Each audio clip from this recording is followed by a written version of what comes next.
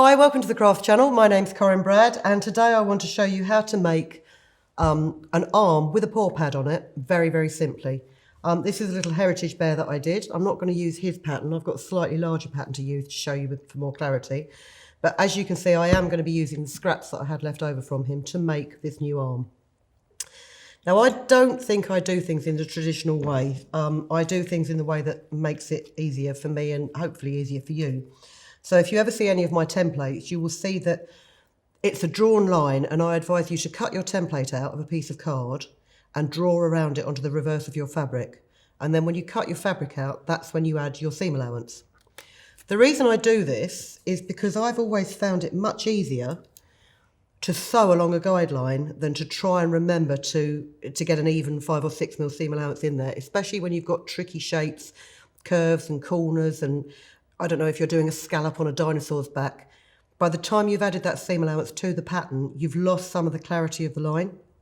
So it's just personal preference. So with this template, you have the whole arm, and then I've got a line here where you've got the upper arm and the paw pad. So I'm just going to draw around the upper arm with a soft pencil. This is a 6B pen. In fact, actually, I've just done that in a little bit too close for comfort. Let's just start that again. This is a 6B pencil. It's not a chalk pencil, but I've always found that by the time I've sewn something, you don't see the line through the fabric. And with it being such a soft pencil, it does mean that it doesn't drag the fabric as you're drawing the line. So I've drawn around the upper arm up to that line where the paw pad is, and then I'm just going to draw the line there. Let's quickly cut that out while I remember which line it is that I'm working to.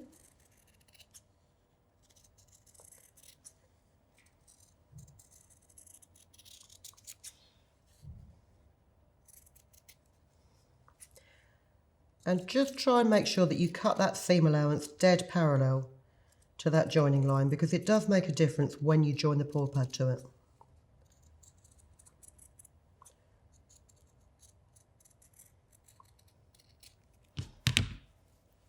I might use that scrap of fabric in a minute. I don't know yet.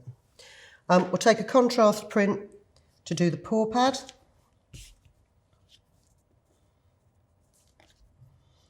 Again, just draw around it, making sure that you've not inadvertently flipped your pattern over as you do so. And that's the join line.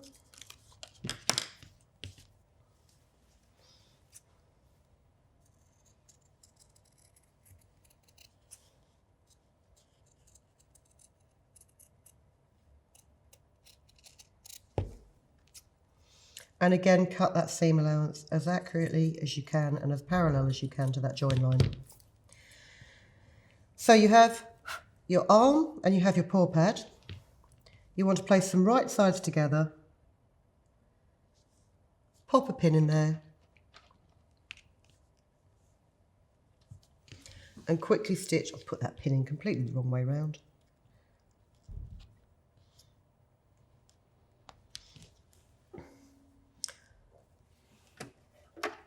Pop it in the machine and stitch directly on that drawn line, if you can find your sewing machine foot.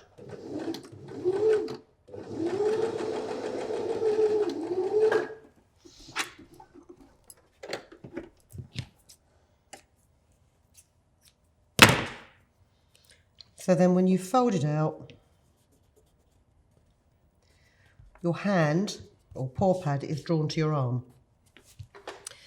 And then to get an absolutely perfect fit with the back of the arm, most people would cut out all their pattern pieces to start with. So you'd cut out a 2-part arm and a 1-part arm.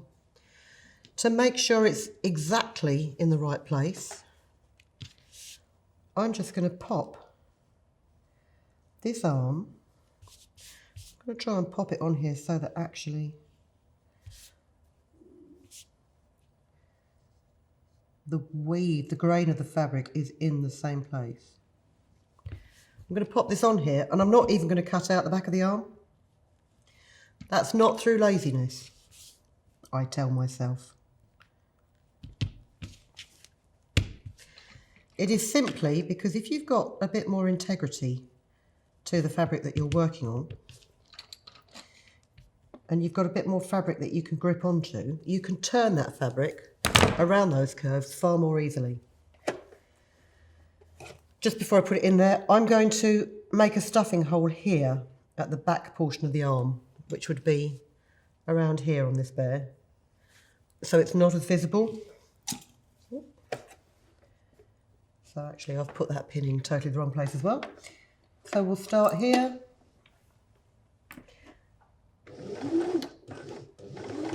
Couple of locking stitches and follow the pencil line. I'm sitting actually a bit too far away from my machine.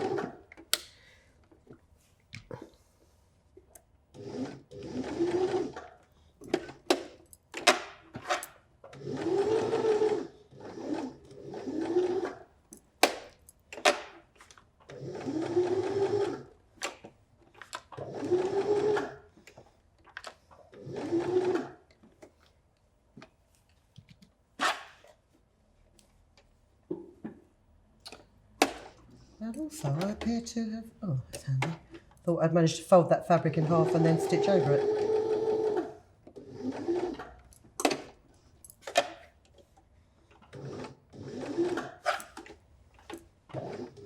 If you find this curve tricky to follow, which I am, and it's purely because of my sitting position at the machine, because normally this curve is so gentle it's not too difficult.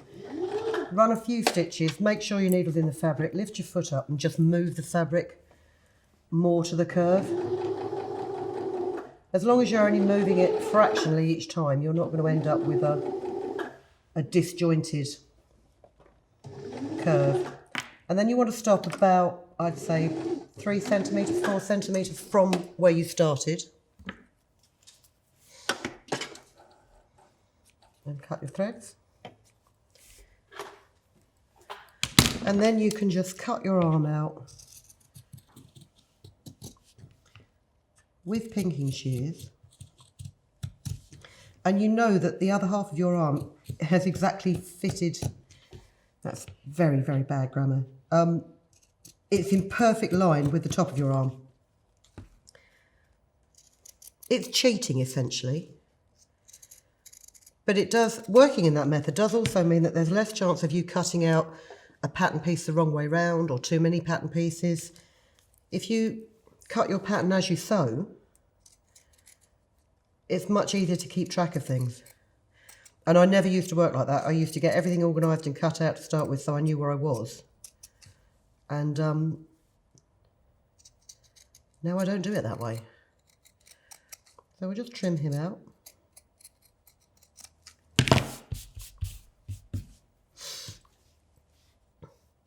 Pop your finger in the gap. I am such a moron. You do, of course, need to put your pattern pieces right sides together. I think I need to start this again. No, I don't need to start this again. Okay, mistake number 2. Because I was so busy concentrating on talking to camera, I didn't bother checking which way my fabric was in the first place. So I now have a very pale imitation of the fabric that I was going to use. But no matter. You can pretend it's a very washed out heritage bear. Just manipulate your seams. And then one thing I would do, which I should have done before I turned it out, is on your turning gap, where you're going to be stuffing, just put a very small amount of glue, dry glue stick, in there to turn those edges in.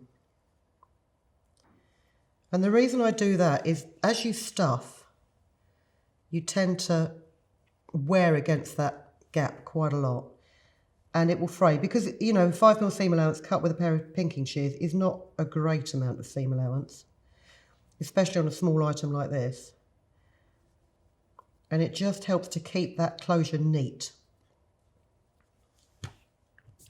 So I'm just very quickly going to grab some fibre filling and start stuffing. small pieces, pop them in the hole, push them down to the end. If your fingers aren't long enough, if you grab yourself something like a 8mm knitting needle, that's fine.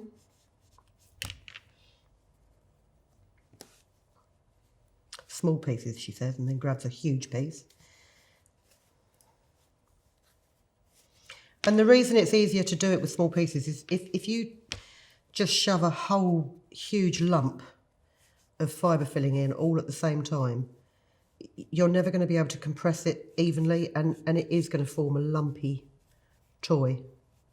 So you are better, takes a little bit longer.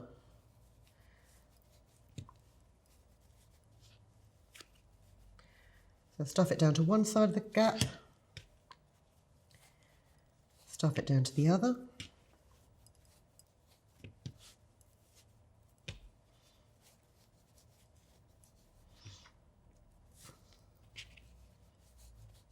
And as you're adding your stuffing, because I haven't actually pressed this since I've sewn it to make sure that the seams are completely out, but adding the stuffing will aid in pushing your seams out completely. You don't need to overfill it. Overfilling will just result in quite a hard, unfriendly toy, and also you've got a chance of your seams splitting if you do that. But that's just about enough. And there you've got your arm with your paw pad on the inside, but no paw pad on the outside. Very faded piece of wrong way round fabric, but we won't talk about that anymore. And then all you would do is simply close up the gap, slip stitch it closed. So that's very quickly how you do an arm. I've just dropped my mic, but luckily I haven't broken it. If you come back soon, I'm going to do a demonstration how to make the leg with the paw pad on the bottom. Thanks for watching. I hope that's helped you. In the meantime, keep safe. We'll see you again very soon. Bye. If you've been inspired to create, please share your makes with us in the comments section below. And if you've enjoyed videos by the Crafts channel, hit the like button. Want to see more of us? Then click subscribe. See you next time.